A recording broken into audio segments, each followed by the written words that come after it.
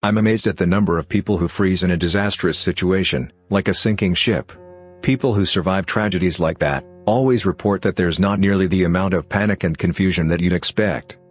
A lot of people freeze in place and simply can't move, even as the water is rising around them. Families have been split up in situations like this, where two of them can move, but the other three can't. Freezing is part of the same process that triggers the fight and flight response, and usually occurs when people can't do anything to actively exit or combat what's causing them stress. Freezing is a really old response evolutionally speaking, and is something of a last-ditch way the body tries to save itself. As a result, people tend to go into fight and flight first, and then eventually freeze if they still can't control the stress they're experiencing.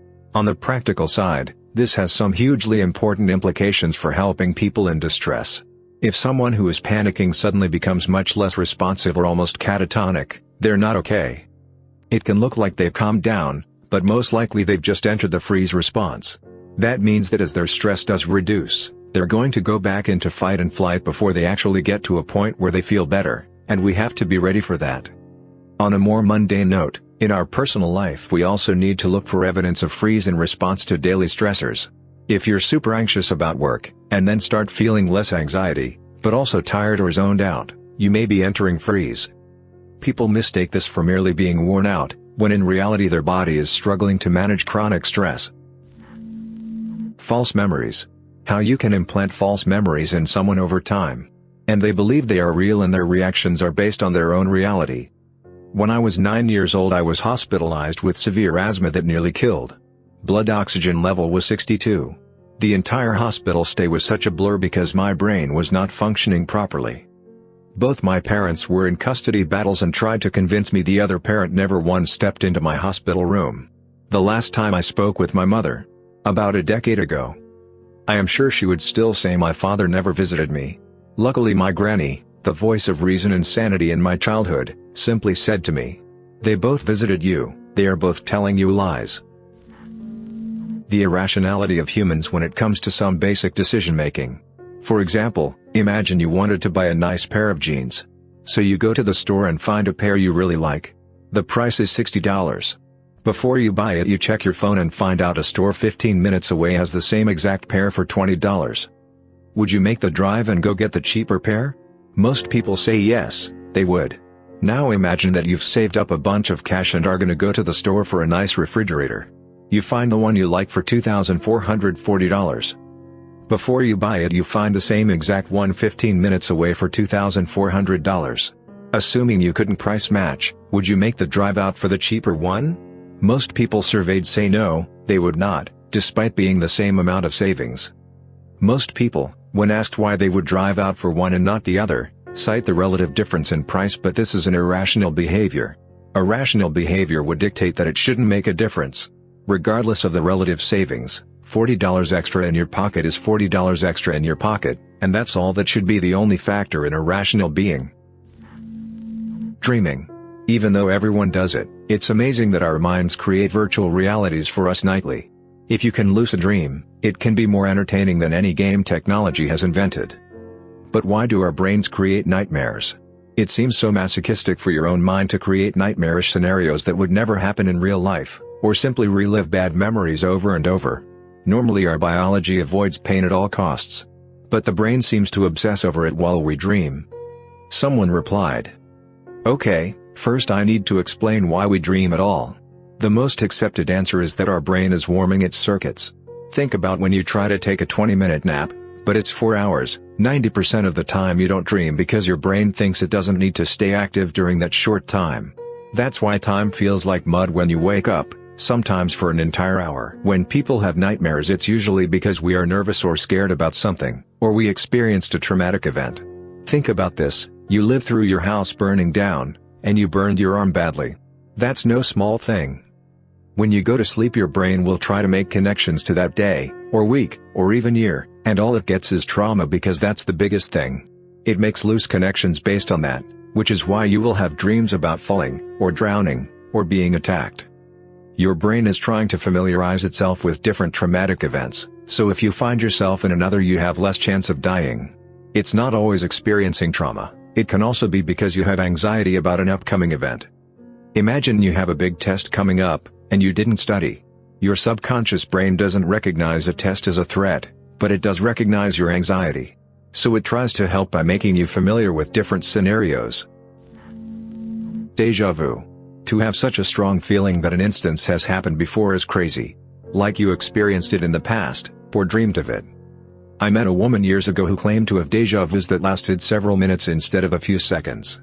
She wound up going into the psyche ward over it. She said it feels like watching a recording of your own life instead of actually living it. I think it has to do with the way memories are stored in your brain. Some feedback loop kicks in and makes you feel like you've experienced the moment before. That's just a guess though. Stuff like this is nearly impossible to study in a lab. The placebo effect. The idea that belief in something can actually have a positive impact on the body just seems so crazy to me. Also helped me realize inversely why stress and anxiety can take such a toll on you. Funny enough, placebo also works, when you know it's placebo. Somehow, deep down, there is something in you that wants to believe, despite all reasonable arguments against it. Also nocebo is a thing. When you expect something to harm you, it will. It makes a lot of treatments complicated. On one hand you want the patient aware of the side effects, on the other, you don't want them to generate them by the nocebo effect. The Troxler effect. A psychological phenomenon where if one is put into a dimly lit room, then look at their self in the mirror for an extended period of time, they will see things in the mirror, but only the mirror. It is caused by the human brain being able to only experience so little at a time. There are things you aren't paying attention to and therefore don't experience. For instance, your blinking pattern or how the air feels, your brain deems it irrelevant so it just cuts them off to process other stuff. When in the dimly lit room looking at the mirror, your brain deems stuff in the mirror irrelevant and just simply removes it from your sight, but it still has to put something there, but because it's irrelevant and doesn't know what to put there, it tries its best to fill in that void and in doing so, makes something weird happen. I'm pretty sure there was an instance where someone tried this, and their mouth stretched out across their cheeks. The brain didn't know what to put on the cheeks because it was deemed irrelevant so it tried to fill the gap and failed. One of the most popular cases of this would be Bloody Mary. This could also happen without a mirror. Ever just be in your room and out of the corner of your eye you see something looking at you, peeking around the door, but when you focus on it, nothing was there. That would be the Troxler effect. Dissociative disorders. A dissociative disorder is a mental disorder that involves experiencing a disconnection and lack of continuity between thoughts, memories, surroundings, actions and identity. People with dissociative disorders escape reality in ways that are involuntary and unhealthy and cause problems with functioning in everyday life. I don't have a dissociative disorder so to say, but the scariest symptom of my severe anxiety is dissociating. The world does not look as real. The sunlight on the earth looks superficial, sounds are a little quieter or much louder, houses and trees look a little different. Like it's a hyper-realistic rendering of the world that's almost spot on but not exactly. I feel like I'm dreaming and become completely numb emotionally. I'm just there, separated from everything and feel like I'm not real. I could stare straight ahead for hours in this state and not think of a single thing. It's awful and I would trade that mental response for a panic attack any day. The amount of words we use changes how we act. People who speak Spanish are less likely to blame someone for dropping something, because the language is the thing was dropped rather than you dropped the thing. Australian Aborigines have no words for left, right, etc. Instead they use north, east, south, and west.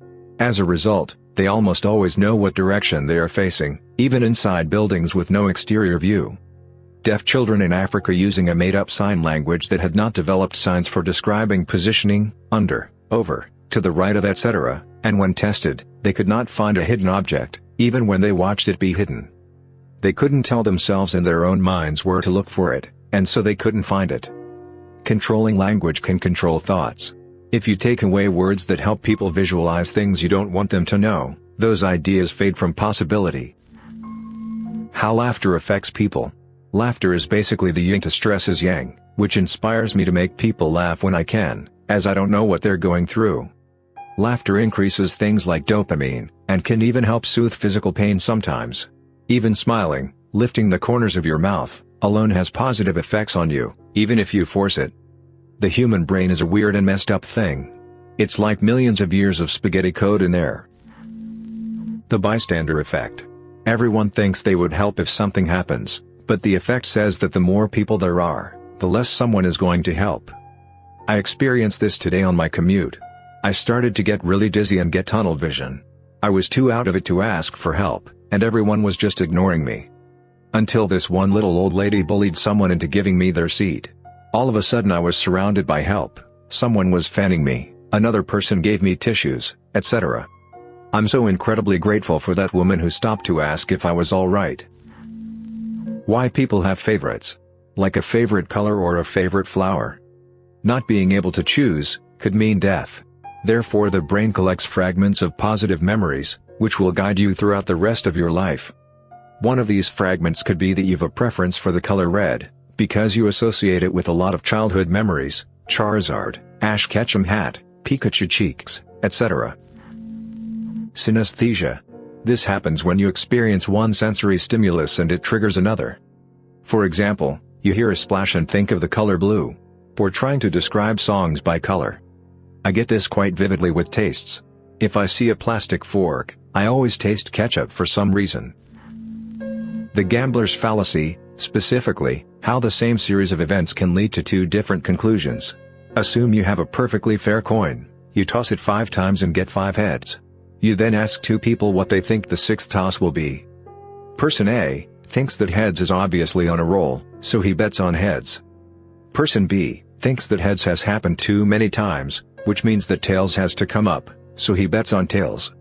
They're both wrong, the odds of the 6th throw remain the same, regardless of what happened in the past. The effect of a person's environment, expectations and upbringing on schizophrenia. Specifically schizophrenics that hear voices or hallucinate.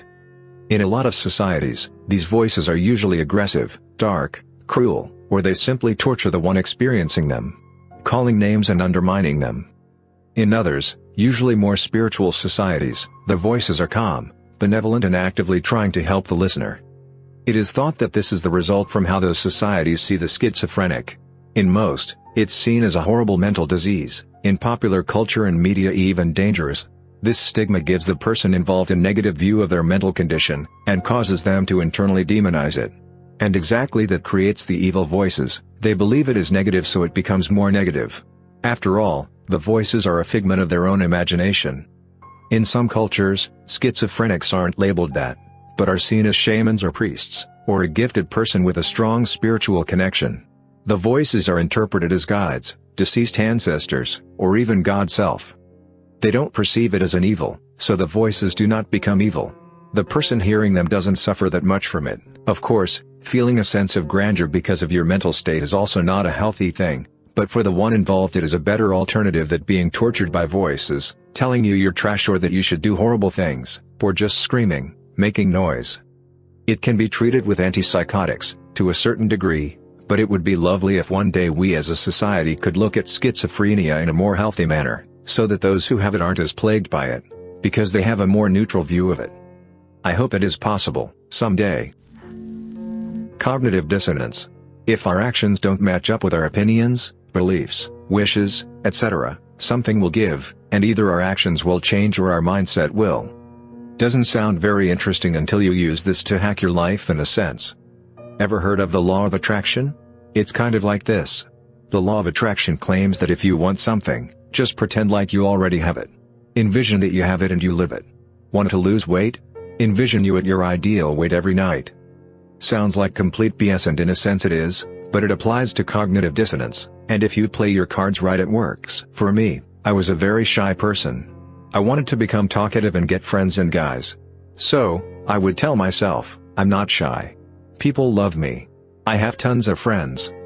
My beliefs did not match up with my actions. I wouldn't talk to people, but eventually something gave and I started to act in accordance to my beliefs. Either you'll give up on pretending or you'll become how you believe yourself to be. Something to think about.